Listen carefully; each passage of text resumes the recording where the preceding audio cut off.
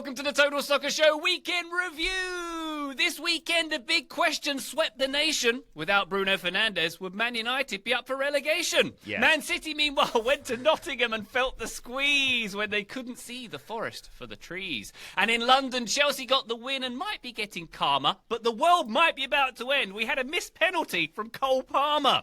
In Spain, the title race remains tight. Atleti lost after Correa's red card, which wasn't very bright. In Germany, Bayern were defeated. But at what cost? Well, not too much, because Leverkusen also lost. And in Italy, we had some amazing circumstances. Both Milan teams were 2-0 down. Both got 3 points after taking their chances. My name's Ryan Bailey. Joining me today, your friend, my friend, Taylor Rockwell. Hello, Taylor. I should take a breath now and then. Here we are. Yeah, I always have that problem with the rhyming introductions. You handle it better than I. It was a very strange weekend. Cole Palmer misses the pen. Bayern missed a pen in their loss. As you said, Leverkusen lost as well. City lost. Atletico lost. Very, very strange weekend on the whole, I have to say. We framed it very negatively. We should have said, all these smaller teams won against big ones. Maybe that would be the better way to... That's probably the better way. That's all the legions of Bochum fans out there are furious at this introduction. The Bochum Legion, indeed. Graham Ruthen's here. Graham, and to go back to positivity, is it the end of days that Cole Palmer missed a penalty? No chippy chips. That for Cole Palmer, he'll be absolutely gutted. I mean, is he absolutely gutted? Does he have human emotions like the rest of us? I'm unsure, but yes, it was certainly notable that he did not score a penalty for the first time in his career. My fantasy team paid for that. I know that's the update you were looking for, Ryan Bailey. Yeah. That is the biggest disappointment out of the entire weekend, that your fantasy team suffered because of that. I'm sad about it. Not a badly taken penalty, I would say. But it was a great save. It was a tremendous save. Yeah. Was indeed. Didn't go in. He's with us. That was Cole Palmer's breakdown afterwards. I thought it was a really, really useful insight from the penalty taker himself. In-depth analysis, the likes of which you'll hear much of on this here podcast, this weekend review, where we talk about all the big weekend's big games. Before we get there, patreon.com/Total Soccer Show is the best way to support this endeavour. There is bonus episodes, including Weekend Review Extra. All the weekend we couldn't fit into this show. Some Weekend Review Extra. Come check it out. Also bonus videos. Graham's been out and about this weekend, hasn't he? I always am. Yeah. Looking all formal. Looking all dressed up. Fancy, yeah. Ryan Bailey. Where's the snappy attire for the recording session, Graham? Well, Taylor, I heard that Manchester United fans were wearing black in protest of how their club is slowly dying. So I thought we were going to do the thing today. I thought that we were going to be in solidarity. So for the Man Utd section, are you going to change into black? Into your cat burglar outfit again? Yes, I'm just in a permanent state of mourning for that club. I do, to steal a bit from Barry Glendenning, I do love that protest started at a pub, and he is fond of pointing out how often protests are at the pub they were going to be at anyway, marching to the stadium where they were going to be anyway. What a protest. What a protest indeed. Yes, indeed. Yes. I didn't even arrive 15 minutes late Italian style. That was disappointing for them. Indeed. Patreon.com/Total Soccer Show one more time. You'll also get access to our Discord there. Come and chat with us in there. It's a lot of fun. And also, if you like to see faces, 3 of them in this instance, YouTube, head there. Link in show notes. We put all these shows on the interwebs via the YouTubes these days as well.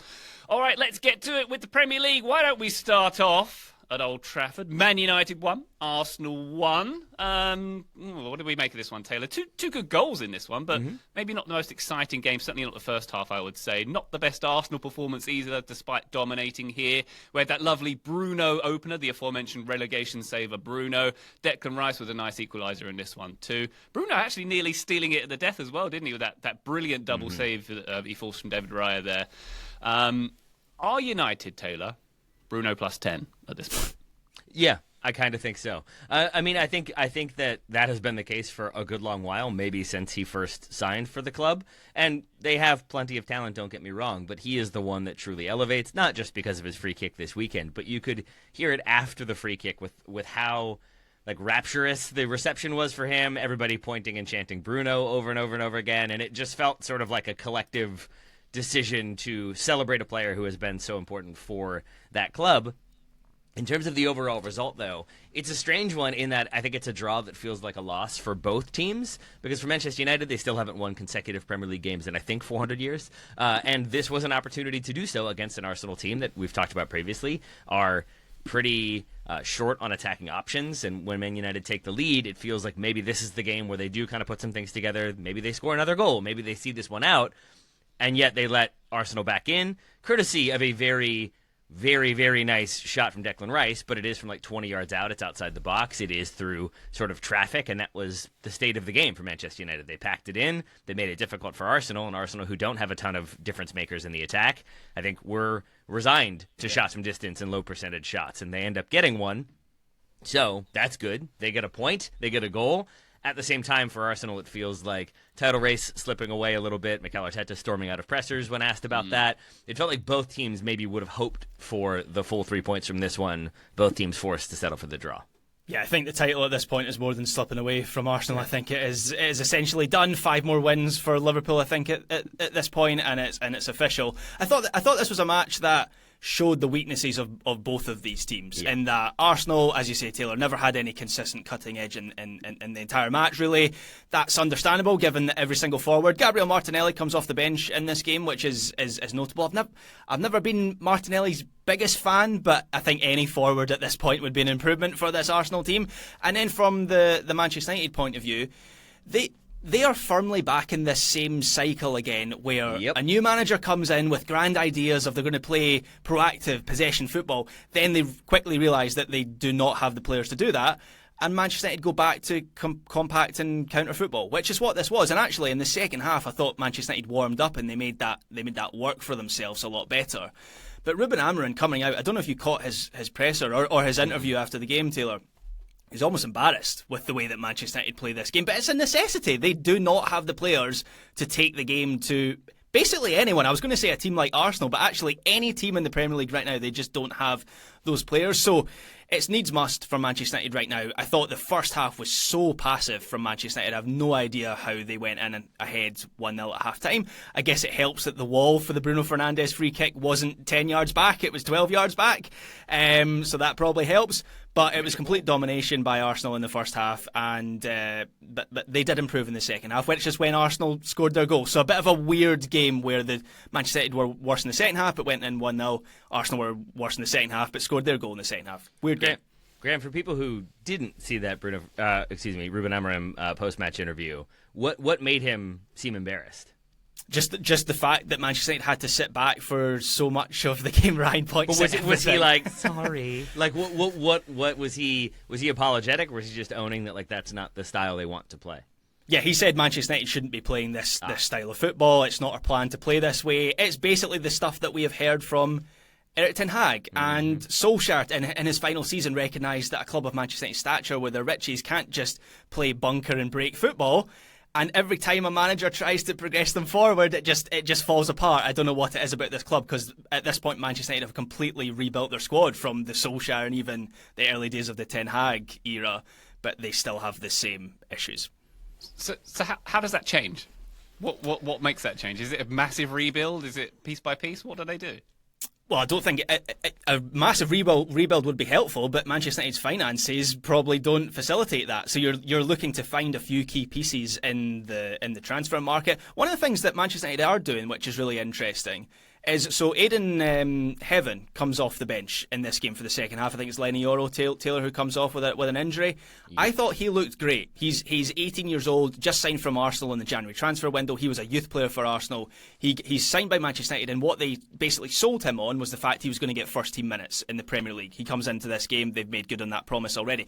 Physically and technically, he handled himself really well. There was the handball penalty call, which I don't think was ever likely to be given as a penalty. It does hit his arm, but he heads it onto his arm. So basically the point I'm trying to get to is Manchester United have this underlying strategy right now where they're going around the top clubs and saying, come to us, we're bad, you're going to get minutes for this team. They did it with Chido Obi, who didn't come on in this game but has played, I think in the Europa League he played a little bit last week. He looks like a really promising player as well. So that I think it would be wise for Manchester United to continue to do that. The downside of that is you're signing 17 and 18 and 19-year-olds who aren't going to be able to deliver on a consistent basis for a number of years. So any which way, this is a long-term project for Man United. On the flip side, though, you could see that as progress as they've moved on from their original official position of "we're bad, you're bad. Let us overpay for you, and you can come not play particularly well for us." So at least with young teenagers, there's an idea of "we're bad, maybe you're good." I like it. It's an improvement. Yeah, that's something, I guess. Yeah. Graham, just to finish off with Mikel Arteta. Oh, we see them. Mikel Arteta's 200th Premier League game this was, and as noted, he did sort of storm out of one of the interviews where he was asked about the lack of strikers and also the lack of, or the not quite as convincing title challenge as one might have hoped, 15 points behind, as you noted.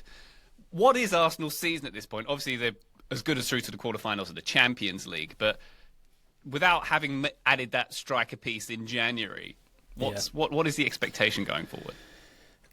This season has been a disappointment for Arsenal, no matter which way you look at it. Obviously, injuries have been a big factor, but I actually think there has been a regression in their overall play as a team, and I think we saw it in this match. I think there are times... So there weren't a huge amount of attacking ideas from Arsenal in this game, and Odegaard was trying a lot of scooped passes in this game to try and get over the Manchester United backline, one of which nearly came off, and Leandro Trossard gets in, and I think it's a header that Onana saves. But Arsenal, when they get to a certain point of the pitch, they are very slow. And I found myself frustrated with how they were slowing down the game when they had opportunities to attack open space, and they would slow it down through Rice or Thomas Partey or Martin Odegaard. Martin Odegaard's a great player, but I do feel there needs to be an evolution in Arsenal's play of attacking a little bit quicker when they have those opportunities. So, yes, the personnel needs to be addressed in the summer. A number 9 would be helpful. I still argue that it might be easier to find a top-level left-sided forward than a top-level centre forward. So that's something that they will need to address. But they have regressed this season, Arsenal. They also look more susceptible to counter-attacks, as we saw in this game. In the second half, Manchester United, I don't know what happened with Joshua Zirkzee, but in the first half, nothing was sticking on Zirkzee. Second half, everything was sticking on Joshua Zirkzee, and I didn't really see a tactical tweak. It wasn't about getting players closer to him. It was just sticking on his chest. He was holding it up a lot better. But Arsenal, we've seen that a number of times this season where they facilitate those attacks for opposition teams. So a disappointment for Arsenal. They're still in the Champions League. If I was Mikel Arteta, I would be fully focusing on that. They're going to finish in the top 4. Equally, if we're talking about next season and mounting another title challenge, I don't think there's any benefit to bringing Saka and Havertz back early, running them into the ground, not giving them much of a break.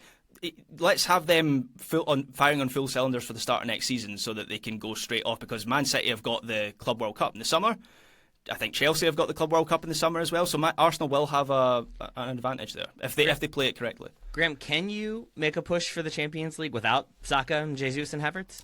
Well, I think the hope is, obviously, they're 7-1 up from the first leg against PSV, so they're through, right, to the quarterfinals. The hope is Martinelli comes back in this game. I think Saka's kind of close, maybe 2 or 3 weeks away. Havertz isn't so far away, so is further away than that, I should say. The hope is you get a couple of those players back by the time you get a big hitter in the quarterfinal, and then you can really push for the Champions League then. It's fine. Marino can do it all. Don't worry about it. Also, we had the... Can he though? He's going to try, certainly. He's going to try and do that. We had Miles Lewis-Skelly playing an hour and not getting a red card in this game, so that's progress as well. So there's plenty of silver linings for this Arsenal team, I would say, who are in second. Man United in 14th with 34 points. Just 4 or 5 more points and they're safe. There you go. That's a silver lining as well. Progress. All right. Wow. Let's take a quick break. When we come back, we'll go around the rest of the Premier League, including but not limited to Man City losing at Forest. Join us then. Total Soccer Show, welcome back to our weekend review. Nottingham Forest 1, Manchester City 0. Callum Hudson-Odoi with the late winner in the... Yeah, this is a battle for the Champions League places. Had to check my notes there. That's what this is. That's what this game is. A 9th league defeat of the season for Man City here. Their joint most in a single campaign under Pep Guardiola. Forest sitting nicely in 3rd. Graham, my keynote from this game was that Hudson-Odoi messed up his knee slide celebration. He did the Arjen Robben falling over thing. That was graceless. Did he lean into it though? Did he smooth it out? I didn't actually see his celebration. He got up again quickly. He didn't look like it hurt his knees as much as I imagine it definitely did. But Was it Beckham who kind of, he did it once and then sort of flipped round and landed like this and sort of made it a different sort of celebration? Was that against Wimbledon, actually? Was that the halfway line goal against Wimbledon? I can't remember what. I don't remember who it was against, but I think he was the one that made it so Sir Alex Ferguson tried to ban that celebration because he was so worried about players blowing out their knees or catching them on some, like a sprinkler head, or falling over and hurting themselves basically on too dry of a pitch, which seems to be a fair concern given how often players don't manage to pull off the full knee slide. And even when they do, they take out massive divots in the pitch, and then the I was going to say, have to do things. I don't know how I feel fair, about that. because in the 90s those pitches were concrete. Yeah, so there's that. There's more likelihood of an injury. This was a great result for Forest, and this has the potential to be a season-defining result for them because they had dropped off over the last month. They lost to Fulham, they lost to Newcastle, conceded 6 goals over those 2 games as well, which was very unlike them.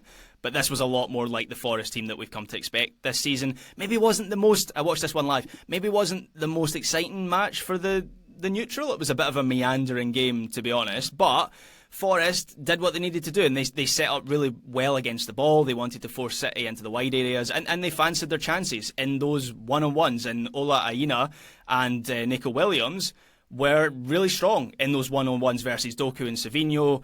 Forest, they never really allowed City to get in between the lines. They starved Haaland of any sort of meaningful service as well. I actually didn't think that this was a great attacking performance by Forest either. I think we've seen them be much more effective attacking open space this season.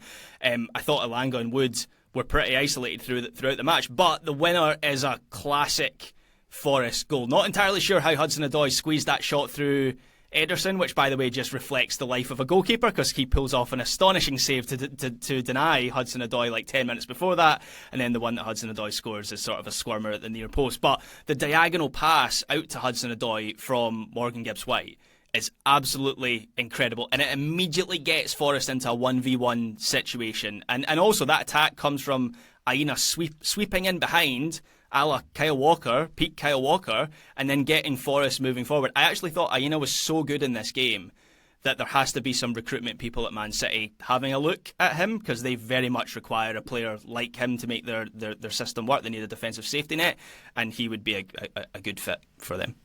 Can it truly be a classic Forest goal if Chris Wood doesn't score it, though, Graham? That is the question. If a tree falls in the woods, there's a joke in there somewhere. Woods. Yeah, you got it. He was quiet in this game, but City just never. They never really troubled Forest, and it was a reflection of how this season has been for Man City. Against the ball, I thought Forest just looked stronger and sharper and faster, and I'm about to break into a Daft Punk song at some point. But then on the other side, we saw the 2 main issues that City have had this season. The first one is a lack of ideas against a low defensive block, and then the other one, I mentioned the wingers against Ola Aina and Williams. I am unconvinced by Jeremy Doku. I think Savinho has looked more positive this season. This is his first season at Man City. I don't think Jeremy Doku has progressed in the way that Man City would have hoped from when he comes into that team, and he's electric for his first few months. I think since then he's regressed, and they need more productivity out of those players, otherwise they just become a bit stale and easy to play against. Yeah, Liverpool with a 3-1 win over Southampton at Anfield this weekend. A comeback win, which is the same way the game state went with their previous meeting with Southampton. They were behind to them earlier in the season as well before winning 3-2. They won this one 3-1, of course. Mo Salah scoring 2 penalties here in this one. Just the 61 points separating these two teams presently at the topping and tailing the Premier League at this moment. But Graham, is this a hangover from the PSG game in that Liverpool weren't quite at their best still? Is there any concern here? I mean, PSG must have looked at the mix-up between Alisson and Van Dijk with absolute disgust. Luis Enrique put his foot through the TV after watching that because obviously that's a freak moment that we don't see very often from those players, and was in stark contrast to the sort of performance we saw from Liverpool in Paris the week before. But you're right, Ryan, the first half performance in general by Liverpool was really poor, and Arne Slot was very critical afterwards. In typical Arne Slot fashion, he said they, quote, didn't run at all in the first half, and you could tell that Liverpool got a rocket from him at half-time. Mo Salah said in his post-match that's what happened. He'd gone through them at the break, and they were just really lacking in intensity and energy. I don't know whether that was a knock-on from the PSG game taking so much out of them, but Szoboszlai and Jones I thought were really off it in central midfield. Southampton, for being one of the worst teams we've seen in Premier League history, were having so much time and space through the middle of the pitch to construct attacks, and it was just, for 45 minutes I thought the biggest shock of the season was on the cards for Southampton. But changes are made at half time. It's Robertson, McAllister and Elliott who come on. Second half performance was a lot better, much more like the Liverpool team that we've come to expect this season. Much more energy, much more verticality as well. Harvey Elliott has made a habit of coming off the bench to make an impact in games this season. He did it against PSG. He did it here as well, with a bit more dynamism around the edge of the box, getting forward.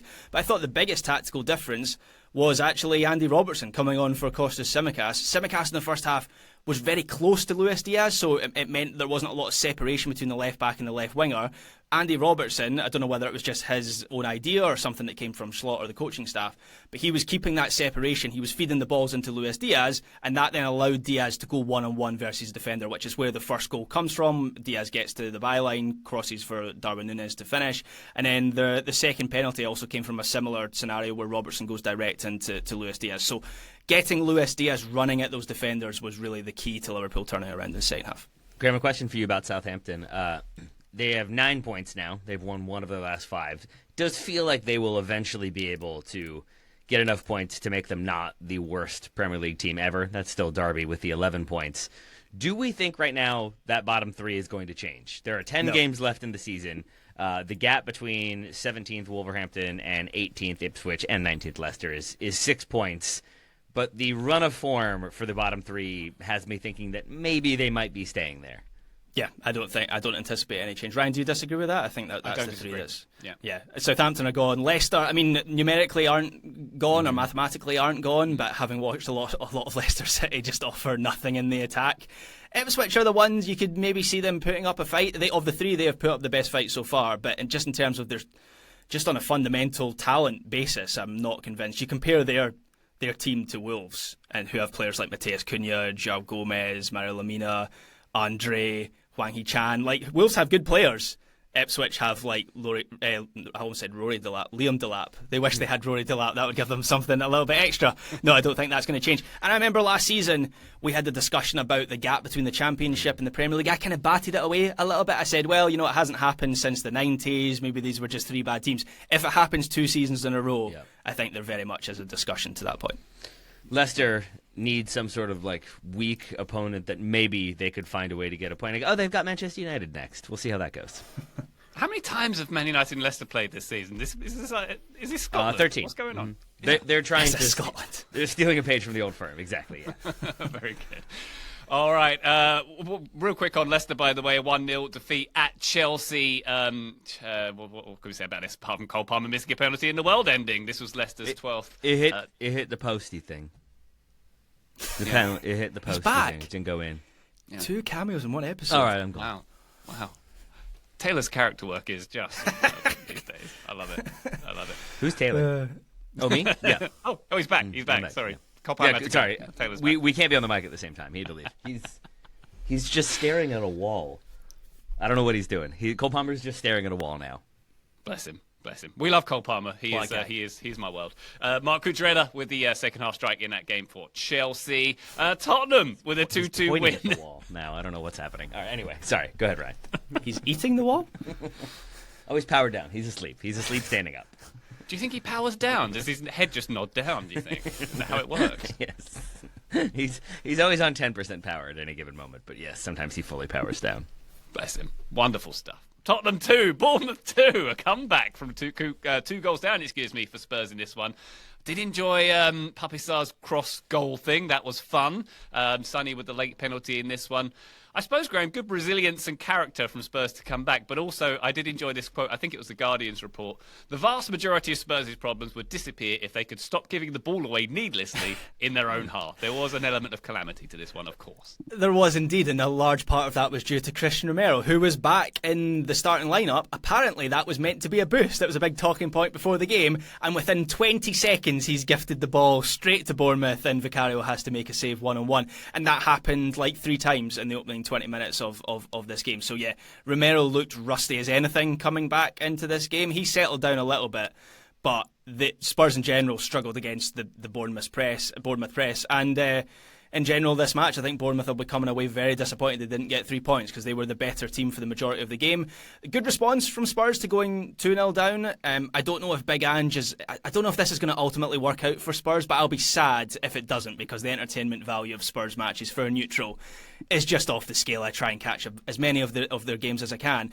In terms of the league, this barely matters for Spurs because of where they are in the table. They're not going to qualify for Europe. I mean, who cares if they finish 10th over 14th? They're not going to get sucked into a relegation battle, which looked possible a few weeks ago. But they have got this huge Europa League second leg game coming up this week against AZ Alkmaar. So they really needed that response to going 2-0 down, because I think if they lose this game and they go off to booze, all of a sudden the mood is really down ahead of that game. And that fight back in the second half, well, this was a long way from a perfect performance by Spurs. It did lift the mood before that game on Thursday. So in a strange way, could be an important final 20-30 minutes of this game for Spurs. Yes, indeed, and certainly rescuing a point. Anything else in the Premier League? Brentford had a 1-0 defeat at the hands of Aston Villa. Ollie Watkins with the goal there, Graham. Yeah, and this was the first time in 7 games that Villa have won after a Champions League match this season. So while Brentford's home form has actually collapsed a bit in 2025, this was still a big result for Villa because they can't afford to lose any more ground on the top 5. I think they're maybe like 6th in the table at the moment, or 6th or 7th in the table at the moment. And it's important that they kind of clamber up into the qualification spots. Performance-wise, Villa did to Brentford what Brentford have done to so many teams in the past. In that Villa were so dangerous on the break. They asked Brentford to break them down, which they struggled to do, and then they attacked open space. And Villa, when they play like that, that was the way I thought Villa were going to play in basically every match when Unai Emery came into this team. He's evolved his style and Villa's style to be a little bit more proactive. But when they play like this, they have the players to make it work. They've got Yuri Tielemans as a midfielder who can beat a line of pressure and then play forward. Jacob Ramsey was brilliant at surging down the left side, and centrally they had Morgan Rogers and Ollie Watkins making runs. So even as they rotated their squad, Marco Asensio I think's on the bench for this game. Marcus Rashford I don't think starts this match. Kind of illustrates the strength and depth that Aston Villa have right now, that they can go away to Brentford and get a result like this with a couple players rested. Axel Disasi played on the edge. I don't know if you guys saw this, but it seemed like he was determined to give away a penalty. There were 2 incidents in this match, both of which riled up Thomas Frank. I think he was fortunate not to give away the first one, the second one not so much. But overall, a smart performance by Aston Villa. I'm not sure. Sorry, go ahead, Taylor. I was just going to ask you. It wasn't related to this game, so you can go ahead. Okay. Well, I was going to say something that's also silly and not related to this game. Lewis Miles Skelly, we have identified him, Yar, as the most pirated name in the Premier League. Morgan Rogers has got to be up there too. It is indeed. Yeah, I like Who's that. The most pirated? Especially Captain when he is Morgan Rogers. captain. Exactly, yeah. Graham got Captain there. Morgan. Here was my question for you, Ryan. Still stuck on Graham talking about the final 20 minutes of Tottenham and how that could be an important period of time for them. Ryan, if Big Ange had been the captain of the Titanic, would Graham have praised him for not striking the iceberg head on and only catching it on the side? Like, would that be where Graham's love of Big Ange is, that he's still going to praise him we wouldn't have got for the avoiding film, it somewhat? We wouldn't have got the movie, Taylor, if it had just gone straight down. We needed like a 90-minute span so James Cameron could do something with that for it to sink. So yes is the answer. Yes. Got it. Cool. All right. Just making sure. Okay. Don't know, mate. What do you want me to say? There was an iceberg there. The violinist kept playing. What do you want me to say, mate? Yeah. I'd love to have seen that post shipwreck interview. Anyway, let's move on. Well, I've had a few of those this season. Indeed. Serie A. Why don't we head to Serie A, where we had a third and fourth place match between Juventus and Atalanta. Atalanta coming off rather the better with a 4-0 win in Turin here. An absolute hammering, this one.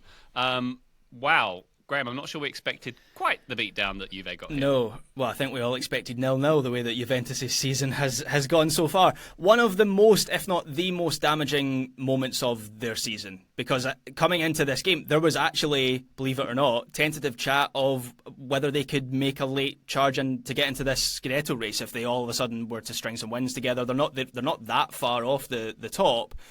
But the way this match went just showed how far off that level Juve are right now. It says a lot about how the game went that De Gregorio was Juve's best player in a match that they lost 4-0, conceded 4 times. He made this incredible triple save right at the end of the first half.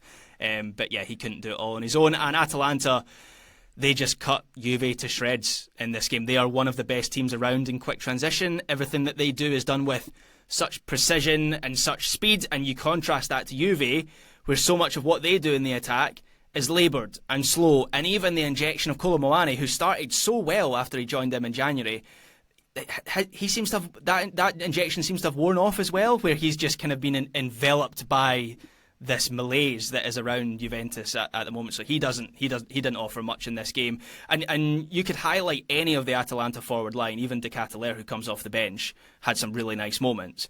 But Ademola Lookman was the main man for him, not just with his play in front of goal, but also the way that he was winning the ball in central midfield, and that triple save that I mentioned at the end of the first half, that comes from him robbing a Juve player in the centre of the pitch, sprinting 40 yards forward, having a shot. So much of Atalanta's attacking play flows through him, and when Atalanta get into those attacking situations, they send so many players forward quickly. They get Zappacosta into the box from the left side, they get Bellanova into the box from the right side, they back it up with Ederson and De Roon.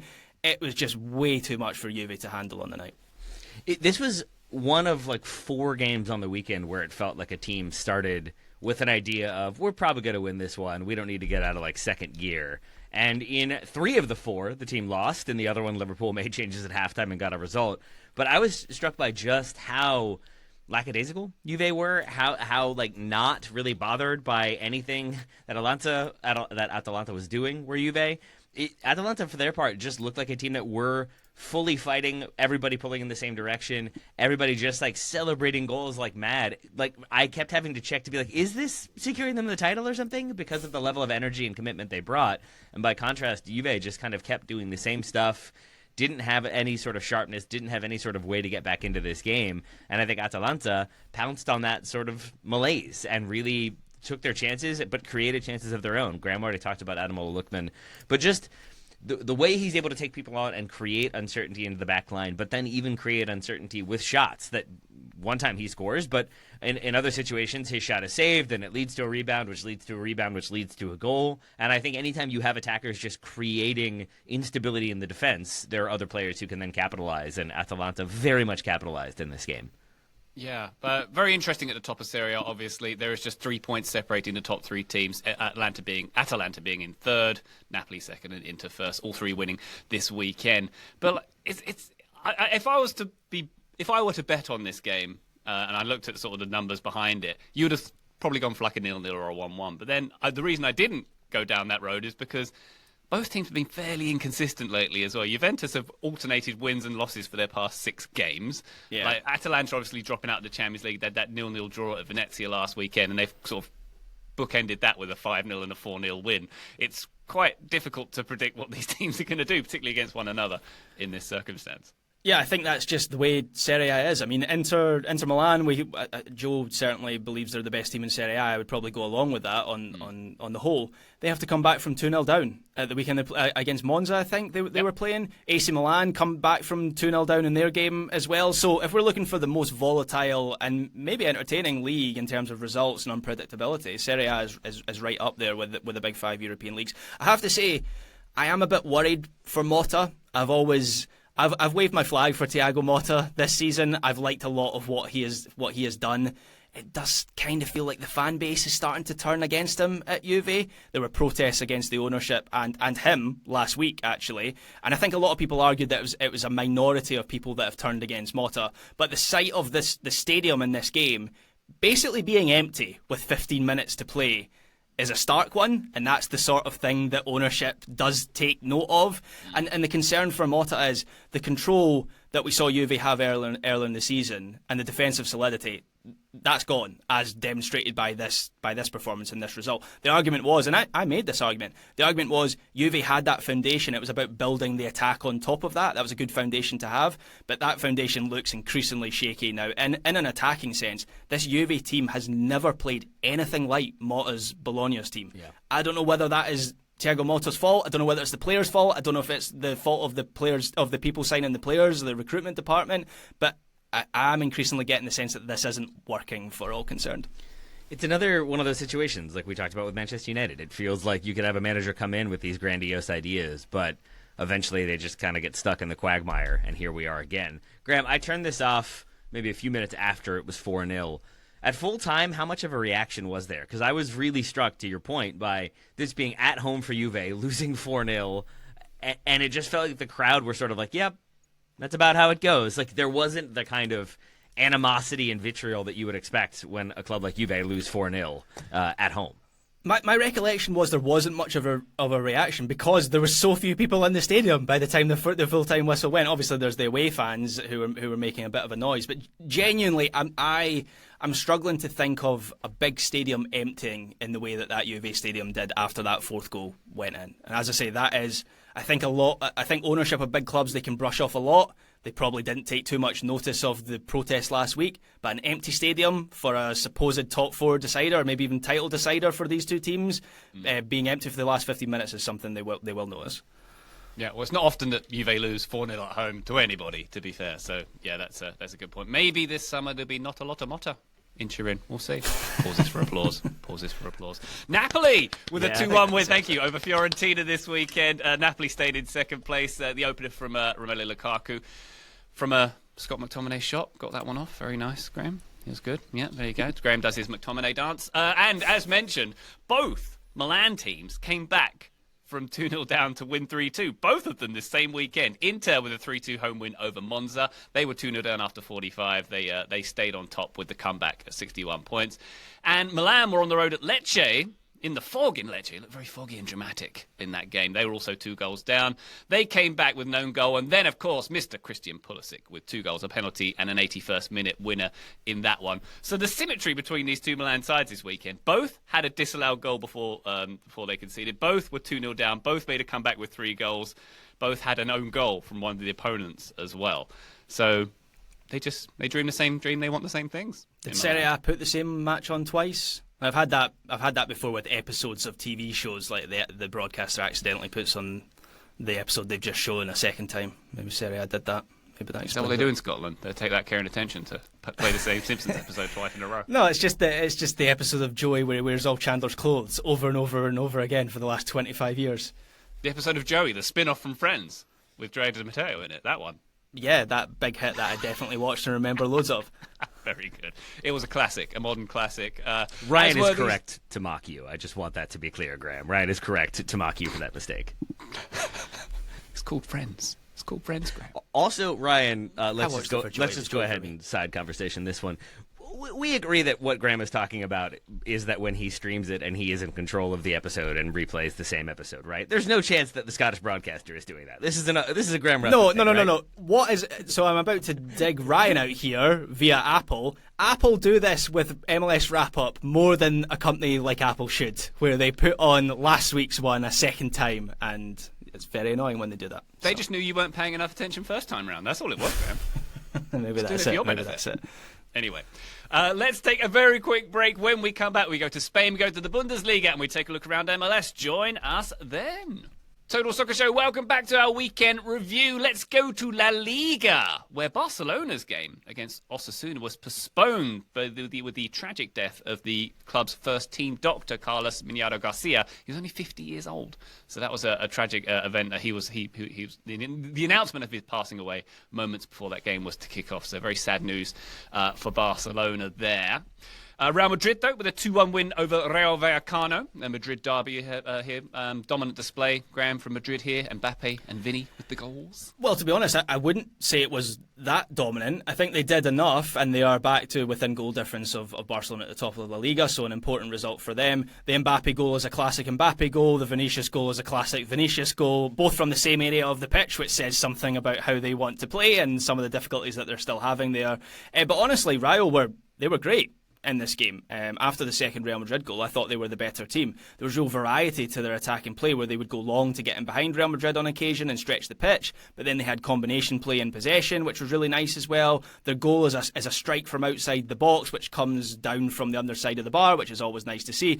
But it's lovely possession play to get into that position, and I think it involves, from memory, it involves Diaz and Mbarba, Alvaro Garcia as well. The three of them throughout the match got on the ball really nicely, high up the pitch from Rayo. So they posed a threat. They posed a threat from set pieces as well. Real Madrid looked quite shaky in those moments. So they'll feel a little bit aggrieved that they didn't come away from this game with something. I think I can't remember them off the top of my head, but the XG was fairly even between the two teams. Rayo have been a surprise package in La Liga this season, so I guess it maybe not too surprising that they were competitive in this game, but they had 20 shots over the 90 minutes of this match, which is the most allowed by Real Madrid in a home game, not against Atleti or Barca, in 3 seasons. So Rayo gave this a real go, and on another day they would have got something out of it. Yes, indeed. Very, very tight at the top of the Spanish top division. Of course, Barcelona are still top. They've got a game in hand now, of course, with 57 points. Real Madrid even with them on 57 points as well. In third place, not taking their opportunity to go top this weekend, Graham, Atletico Madrid, a 2-1 defeat at the hands of Getafe. A 92nd minute winner for Getafe in this one. A long shot kind of deflected through traffic. Yeah. Probably a bit unlucky for them. But it came a few minutes after Angel Correa was sent off by a VAR decision. And also, I saw a comment that Correa told the ref that he was a son of a female dog after the red card, in so many words. So you'll be getting a Bellingham ban then. Bellingham ban perhaps on the way. Yeah, and basically I watched this game back because I was kind of second screening it on Sunday and I had to understand what happened. Basically nothing happens in this match until the 70th minute. When Atleti win a penalty, Sorloth converts it, they're heading for a very Atleti win, an attritional win to keep them near the top of the table. But as you say, Ryan, the turning point is that Correa red card. And from the free kick, the Atleti defensive structure is so weird. It's like they have 2 lines, and so Aaron Barry, who's the player who scores the first equaliser, he's able to follow up. He's miles onside from the first contact because of the fragmentation between those 2 defensive lines. So very unlike Atleti. And it was like in those final few minutes, I don't know whether Simeone froze or whether the instructions to his players didn't quite get through. There was just a general fragmentation in their defensive structure. And as you say, Ryan, the winner is slightly unfortunate for Atleti, where it picks up a deflection. Actually, looking at the replay again, I think Aaron Barry sticks out a foot to guide it towards goal, so maybe a little bit more than a deflection. But Atleti got Atleti'd. They got a taste of their own medicine because they've scored more late goals than any other team in Europe's Big 5 leagues this season. But they allowed this match to get away from them. And, in the way that Getafe play, there's a lot of... Bordalás is obviously back at that club now. There's a lot of overlap between the way that they play in Chilismo, the style of play that Atleti play. And so Getafe were comfortable in this environment. They were competitive throughout. They took their opportunities. And this could be a hugely damaging result for Atleti because of how tight that title race is at the top of La Liga. Yeah, very exciting stuff in the final 10 rounds in Spain. Let's go to Germany. Bayern and Leverkusen both defeated at home this weekend. Perhaps a Champions League hangover, Taylor, for both of these teams. Bayern with a 3-2 home defeat against Bochum. They wasted a 2-goal lead in this one as well. Bochum, for context, are 2 points clear of safety in the relegation zone at the moment. So not the best result, Taylor, for Bayern. No, I think somewhat more understandable when you realize that they rested 10 players from the Champions League game against Leverkusen. So I think there was a bit of it's a near the bottom of the table club. We've got Leverkusen again. We want to make sure we've got everybody fit and ready to go. But I think because of that rotation, there was a lot of rustiness to this Bayern team to start. There were just more misplaced passes than you're used to, and there was an unsteadiness. There was just an extra couple of touches every single time, a few more passes than were maybe necessary every single time. And not that passes are necessarily a bad thing, but when it's like center back to fullback, back to center back to center back to center back, back to fullback, it just felt like there wasn't a ton of fluidity to the way Bayern were going to play. But then they get the 2-goal lead, as you said, and looked pretty comfortable, pretty confident. Bochum pull one back off of a kind of a rebound volley off of a corner, so set pieces. But it's really, I think, the Paulinho red card that is the difference maker in this game. It happens in the 43rd minute. It is simultaneously harsh, but also probably correct. It's one of those where he goes, it's a 50-50 ball for people who haven't seen it. João Paulinho wins the ball, gets there first with the kind of instep, but then as he follows through, because the ball is bouncing it in the air, he follows through and the bottom of his studs go straight onto the shin of the opposition player and sort of rake all the way down. VAR and slow-mo is always going to make that look so much worse and so much more deliberate. So it's harsh because he wins the tackle and is kind of not in control, but by the same token, when you're not in control and then you stamp on somebody, that's kind of the definition of a red card. So it felt harsh, but did feel accurate. But then they come out for the second half, Bayern, and this is where they were the fourth team I was alluding to earlier, where it just felt like the entire crowd were like sort of like, yeah, we're going to win this 4-0. It's not a big deal. It was silent to start the second half. You could hear like individual applause, and this is at home for Bayern on, I believe, their anniversary of their founding. The commentators kept talking about how it was their birthday, and it just felt for all the world like, we know how this is going to go. We'll be fine. We just got to weather the storm. And it's a credit to Bochum that they just kind of keep going. They intensified their press after the red card. They really went after Bayern. They weren't overawed by the occasion, and they made that result happen. They earned it. It's a rotated Bayern team. It's a Bayern team that never really looked like they were fully in gear and fully switched on. But it's still a Bayern team that lost at home to a bottom of the table or near the bottom of the table team who now are out of the relegation places. So credit to Bochum for that. Credit to them for kind of seizing the opportunity, and frustrated glances at Bayern for not rising to the day. Lovely limited edition kit for that birthday that you mentioned, Ryan. So Taylor. So they'll fondly remember their 125th birthday for collapsing at home to a team fighting relegation. I wonder how those shirts will be remembered by fans. Really, really fondly, I think. Yeah. The numbers on the back were gold. You could actually read them. So maybe if they use them in UEFA games, they could actually wear their home kit. Maybe just a suggestion over Just here. a thought, yeah. Just a thought. Yeah, they were very nice. I've mentioned this before in the show, Bundesliga is the hardest league for me to keep up with just because of the timing, but I saw very little of these matches, but I did see a fact that Saturday was the first time since April 30th, 1988 that Bayern Munich, Bayer Leverkusen and Borussia Dortmund all lost on the same match day to teams in the bottom half of the Bundesliga. So history was made in a weird way on Saturday in the Bundesliga. Since which date was that? April 30th, 1988. So a long time. Wow. I also think maybe they're fine with the minutes played, but for Bayern, who I think were trying to rest players for the Champions League and maybe just give some players a little bit of a break, to have to play Harry Kane, Konrad Laimer, Musiala, Olise, Kimmich all come on at various points. The first four of those are all on for half an hour. I do wonder if maybe they would have preferred to not have to play any of those players just to give them that full rest. But maybe once you miss a penalty with Harry Kane on the bench, he's obligated to then come on and try to score. But they were the one of many teams who tried to rest players this weekend. Liverpool had to bring on starters. They end up getting the result.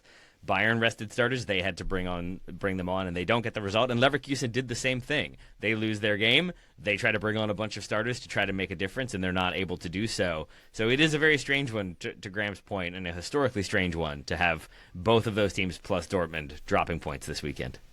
Yes, indeed. Dortmund losing 1-0 at home to Augsburg in this weekend, as noted, and Werder Bremen getting a 2-0 win over Bayer Leverkusen as well, Taylor.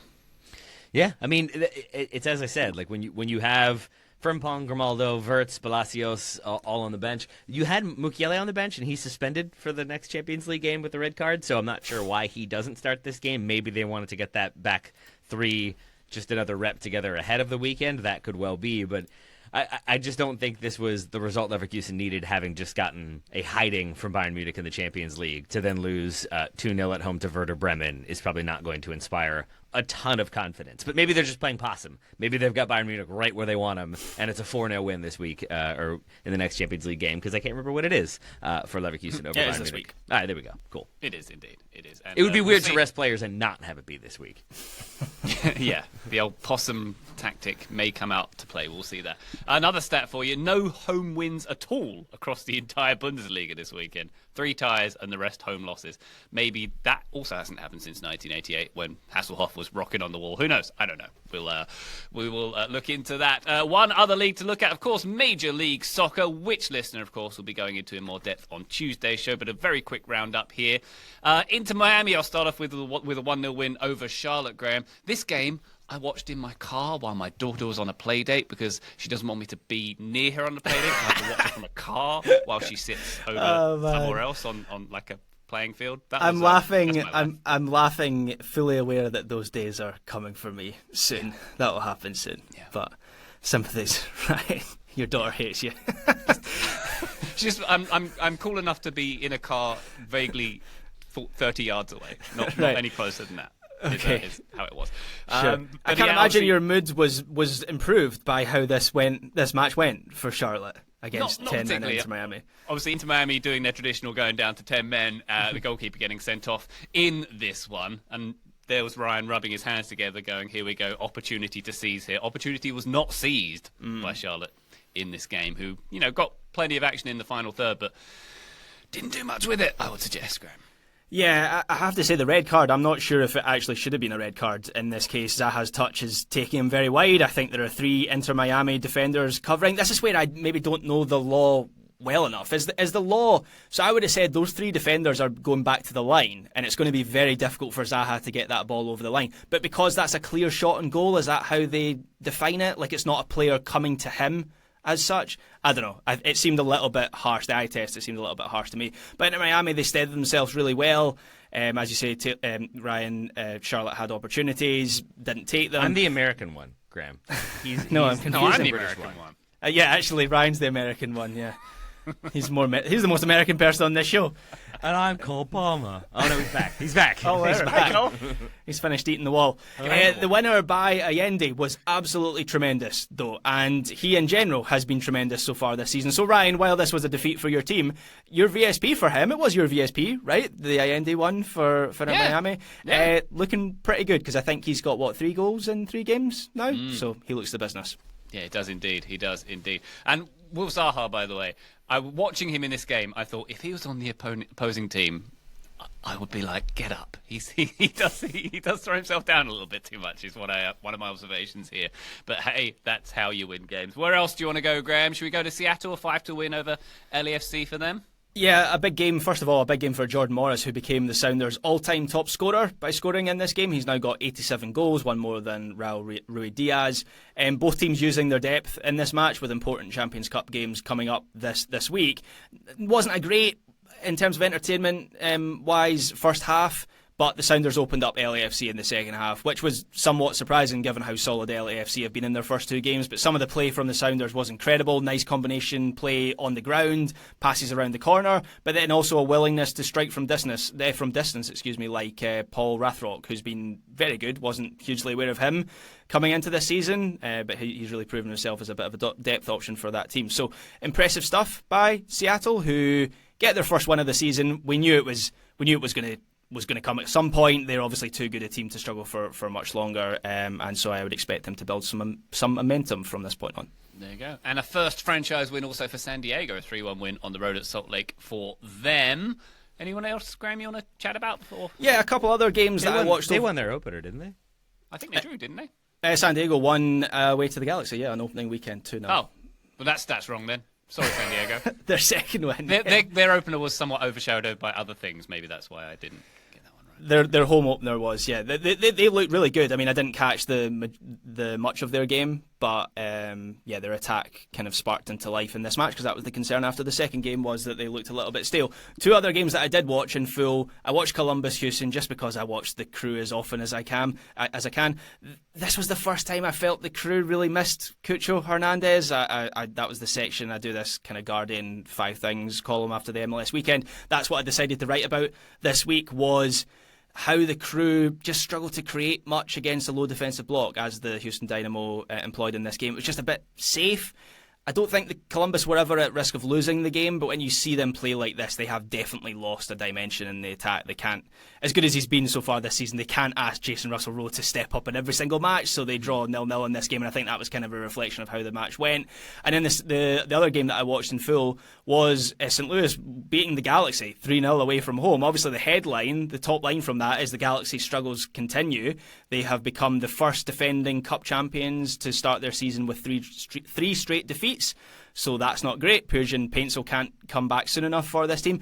I actually thought, watching this game, the 90 minutes in full, I actually thought the Galaxy played some good stuff in this match. It was probably their best all-round performance they've put in this season, which I understand is a low bar. This is full sicko behavior, Graham. This is full sicko behavior at this point. When you're watching this many games and then arguing that a 3-0 loss actually had some good stuff to it.